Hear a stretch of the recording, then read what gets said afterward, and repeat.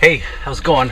Alright, gotta make this quick. My customer is waiting for her Range Rover to be done, and I wanted to show you technique when it comes to leather cleaning in cars. This is unique in that it's perforated, which means it's got a bunch of little holes in it. And I've heard a lot of different techniques. It's one of those areas of car detailing that doesn't have to be overly thought, but a lot of guys will make it appear much more complicated than it really has to be. High-end cars, you have this perforated leather. Now, back in the day, they originally did it just for looks, just for aesthetic. Now they do it because they actually have heaters and air conditioning air that ventilates through your butt and your back, so they need the perforations to allow that air flow through. The seat's still going to get dirty as normal. The problem is when you get junk that falls into the perf or the little holes, and what's even more problematic is when you actually get spills. This isn't too bad today. They just got back from a trip, so we have normal dirt. But what I wanted to show you when it comes to the perfs, that really the problem is imagine a hole like this and you've got stuff that spills in it. Now you've got not only stuff that spills down below it, which there's not much you can do with that if it truly is a liquid spill. Typically what the problem will be is that you have stuff that collects around the hole of each little perforation, and that becomes problematic because a traditional scrub brush, scrub pad are just going to clean over that hole. It's not going to clean the junk in the hole, so you can have a combination of the hole actually being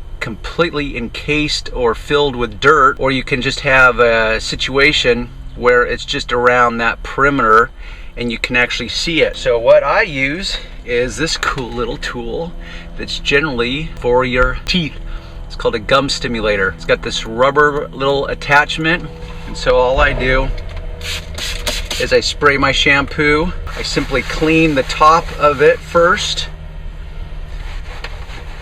and then on a case-by-case situation, I can see, okay, this hole has some schmang in it, so I can pick it out with this.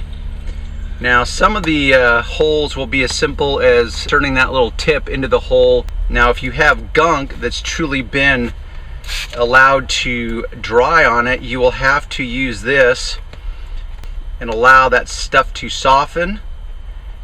You can go back over each time and soak up the residue.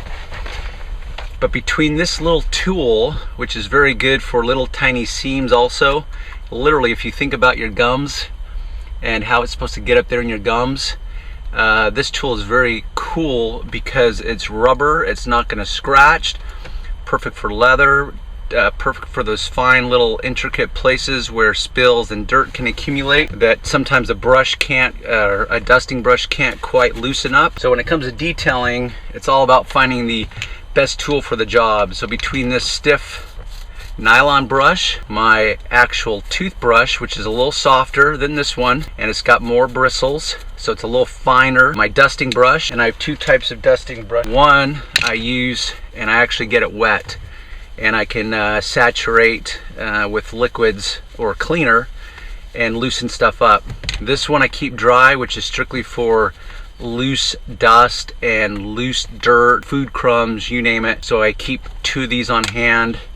I keep these both on hand, and I keep this on hand, but it's ideal for these perfs. So you don't saturate it so much where you're actually literally going to get liquid down into there. As per a mechanic that I talked to that specializes in Mercedes, he says that if you get enough liquid down there, yes, you could have significant problem as far as faulting out the hardware or electrical underneath there. But to me, that's got to be a lot of liquid. So you can see that's pretty well saturated. That kind of liquid is not an issue.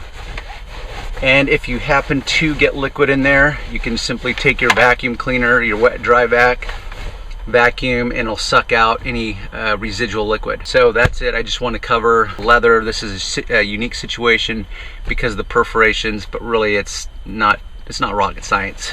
All right, we'll see you on the other side.